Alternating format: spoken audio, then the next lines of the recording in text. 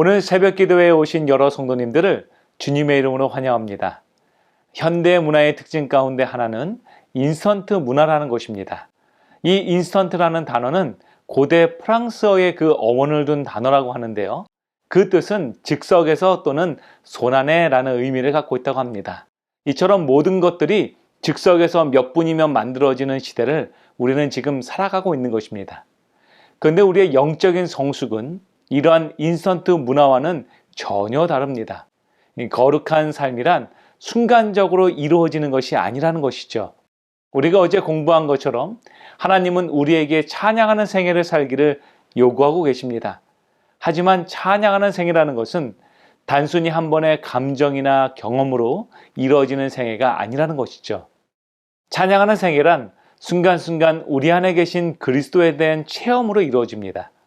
그러기 위해서 하나님은 우리가 매일의 삶 속에서 성령님의 인도하심을 따르는 생애를 살기를 원하십니다. 그래서 요한복음 14장에서 하늘의 기업을 준비하러 가신다고 약속하신 우리 예수님께서는 그분을 대신해 우리에게 성령님을 보내시겠다고 약속하십니다. 요한복음 14장 16절과 18절은 이렇게 말하고 있습니다. 내가 아버지께 구하겠으니 그가 또 다른 보혜사를 너희에게 주사 영원토록 너희와 함께 있게 하리니 내가 너희를 고아와 같이 버려두지 아니하고 너희에게로 오리라. 우리 주님은 우리를 고아와 같이 버려두지 아니하며 그분의 보혜사 성령님을 보내주시겠다라고 지금 약속하십니다. 그래서 오늘 이 시간에는 하나님께서 약속하신 성령님의 인치심의 사역과 우리의 구원의 보증이 되시는 그분의 사역에 관해서 함께 묵상해 보겠습니다. 다 함께 기도로서 오늘 교과 연구를 시작하겠습니다. 사랑과 은혜가 충만하신 아버지 하나님, 오늘 이렇게 저희에게 하나님의 귀한 약속을 주시니 감사합니다. 이 시간 함께 우리가 말씀을 읽을 때에 하나님의 은혜가 이 안에 함께하여 주셔서 우리의 모든 심령마다 하나님의 영으로 인도함을 받을 수 있도록 축복하여 주시옵소서. 이 시간 함께 연구하는 우리 모든 성도님들 위해 하나님의 넘치는 축복이 함께 하실 것을 믿고 감사드릴 때에 이 모든 말씀 예수님의 이름으로 간절히 기도드렸습니다.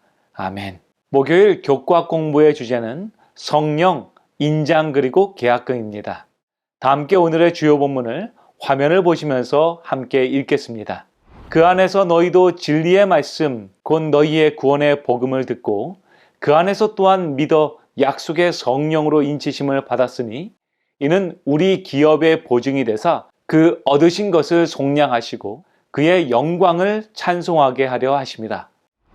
그리스도 안에서 하나님의 기업으로 예정된 우리가 하나님의 영광의 찬송이 되는 이 일이 이루어지도록 하시려고 하나님께서는 약속하신 성령을 보내주셨습니다. 에베소서 1장 13절과 14절은 우리에게 우리는 약속의 성령으로 인치심을 받았다라고 말하고 있습니다. 그런데 이 인치심의 목적은 바로 성령 하나님이 우리에게 예수님이 우리의 보증이 되신 것을 증거하기 위함이다라고 성경은 말하고 있다는 것이죠. 바울은 성령을 인장 또는 도장으로 묘사하여 이 신자가 회심할 때 인치시는 성령님의 임재를 보여줍니다. 그리고 이 물건에 각인된 인장이란 그 물건에 관한 소유권과 보호를 의미하고 있습니다.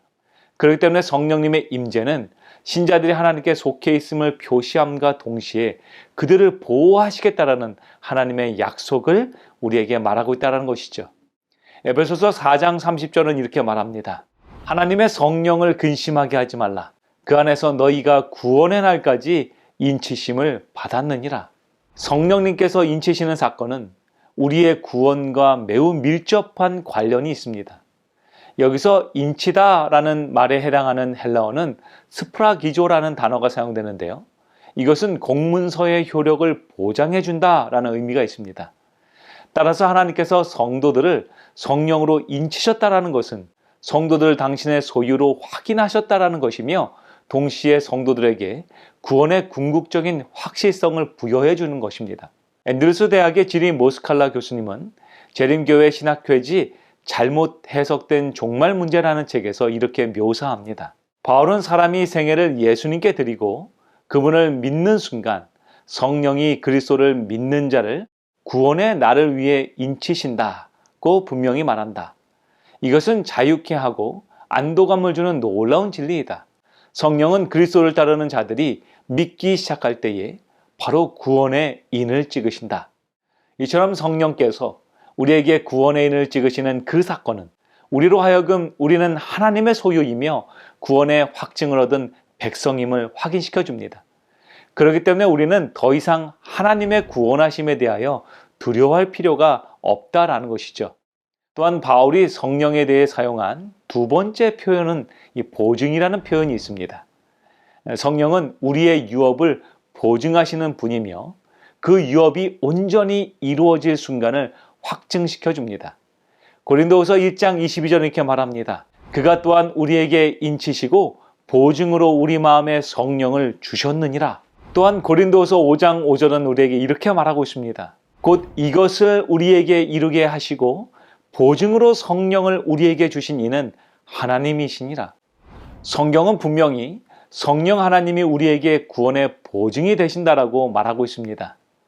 여기서 보증으로 번역된 헬라어는요, 아르하본이라는 단어인데요. 이 단어는 신약시대 헬라에서 널리 사용되던 히브리어 차용어로서 지불자가 내야 하는 금액 중에 첫 번째 할부 또는 계약금을 나타내는 데 사용됩니다. 이는 오늘날처럼 집이나 물건을 구매할 때에 이 구입 대금이나 재산의 일부를 미리 지불함으로써 나머지를 보증하는 서약을 의미합니다. 곧 믿는 자에게 있어 성령 하나님은 예수님이 십자가에서 약속하시고 보장하신 이 천국에 있는 우리의 유업에 대한 보증이 되는 것입니다. 이는 성령이 우리를 인치셨기에 우리가 구원을 보장받았음을 나타내며 아무도 하나님의 인치심을 취소할 수 없다라는 것을 우리에게 확인시켜 주는 것입니다. 하나님께서는 성도들을 당신의 소유로 삼기 위해서 그분의 보증금을 지불하셨습니다. 근데 우리는 여기서 한 가지 생각해야 할 것이 있습니다. 그것은 바로 사람들의 계약에서 계약을 체결하고 보증금을 지불하는 것이 그 모든 소유를 갖는 것을 의미하는 것이 아니라는 것입니다. 즉 계약금을 냈다고 해서 그 집의 소유권을 온전히 이전받는 것은 아니라는 것이죠. 소유권의 이전은 그 모든 값을 지불했을 때 일어나는 사건인 것입니다. 그런데 에베소서 1장 14절은 우리에게 뭐라고 말하고 있을까요? 이는 우리 기업의 보증이 되사 그 얻으신 것을 속량하시고 그의 영광을 찬송하게 하려 하심이라. 우리는 여기서 속량이라는 단어를 주의 깊게 보아야 합니다. 이 속량이라는 단어는 이미 값이 모두 지불되었다라는 의미입니다. 즉 예수 그리스도의 십자가에서 이미 우리의 죄의 값은 모두 지불되었음을 성령께서 확증하시는 것이지, 아직 우리가 구원받지 못한 상태로 계약금만 지불된 상태는 아니라는 것이죠. 우리의 소유권은 그리스도의 십자가의 대속으로 말미암아서 온전히 하나님께 이전되었습니다. 그리고 성령님께서는 우리를 위해서 하나님의 온전한 소유됨을 보증하시는 것이죠. 로마서 5장 8절과 9절은 이렇게 말하고 있습니다. 우리가 아직 죄인 되었을 때에 그리스도께서 우리를 위하여 죽으심으로 하나님께서 우리에 대한 자기의 사랑을 확증하셨느니라.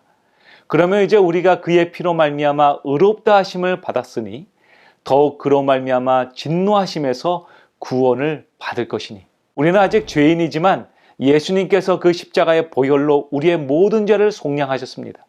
즉 죄의 대가를 모두 지불하셨습니다. 그렇기 때문에 우리는 더 이상 죄의 종이 아니라 하나님의 자녀가 되는 삶을 살아야 하는 것이죠. 갈라디아서 4장 4절과 5절 또한 이렇게 말하고 있습니다. 때가 참에 하나님이 그 아들을 보내사 여자에게서 나게 하시고 율법 아래에 나게 하신 것은 율법 아래에 있는 자들을 속량하시고 우리로 아들의 명분을 얻게 하려 하심이라. 여러분, 얼마나 놀라운 사건이며 얼마나 위대한 확증입니까? 성령님의 인치심은 우리가 이제 하나님의 자녀임을 확증시켜주는 위대한 사건인 것이죠. 이것을 이해하기 위해서 한 예를 들면요, 한 농부가 시장에 가서 양 몇 마리를 샀다고 가정해 보죠. 이제 양의 대금을 모두 지불한 농부는 자, 이제 잃어버려도 알아볼 수 있도록 나의 낙인을 찍자라고 하며 자신을 상징하는 인을 양에게 찍을 것입니다.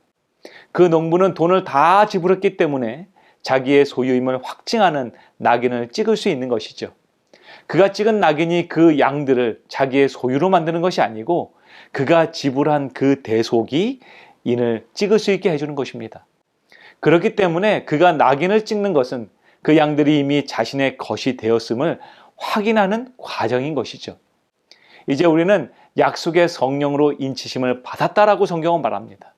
우리는 성령의 인치심을 받아서 우리가 하나님의 영원하고 온전한 소유가 되었음을 확인시켜 주는 것이죠. 근데 여러분, 하나님이 인을 찍는 것처럼 요한계시록에 보면 사단도 자신에게 속해 있음을 나타내는 짐승의 표를 그 이마에나 손에 받게 한다고 말합니다. 사단 역시 하나님께서 하시는 일을 모방하는 것이죠. 요한계시록 13장 16절로 17절은 우리에게 이렇게 말하고 있습니다. 그가 모든 자, 곧 작은 자나 큰 자나 부자나 가난한 자나 자유인이나 종들에게 그 오른손에나 이마에 표를 받게 하고 누구든지 이 표를 가진 자 외에는 매매를 못하게 하니 이 표는 곧 짐승의 이름이나 그 이름의 수라.